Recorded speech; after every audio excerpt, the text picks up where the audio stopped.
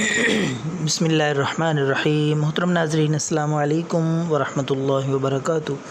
بڑے دکھ اور بڑے افسوس کے ساتھ یہ بات کہنا پڑ رہی ہے کہ جس ملک میں محافظ ہی قاتل بن جائیں، جس ملک کے رکھوالے ہی، جس قوم کے رکھوالے ہی قوم کو قتل کرنے پہ اتر آئیں، جس باغ کے رکھوالے ہی خود باغ کو اجاڑنے پہ آ جائیں، تو اس باغ کا کیا حشر ہوگا۔ یہ معصوم بچہ آپ کے سامنے، جس کو بڑی بے دردی کے ساتھ، بے رحمی کے ساتھ عید کے دن شہید کر دیا گیا بلا وجہ، بلکہ ایک بڑی شرمناک وجہ کہ ہوس کو پورا نہ کرنے کی وجہ سے ایک پولیس کانسٹیبل نے، جو کہ رکھوالا تصور کیا جاتا ہے قوم و ملک کا، ملت کا، تو اس نے اس معصوم بچے کو، جس کی تصویر آپ دیکھ رہے ہیں، حافظ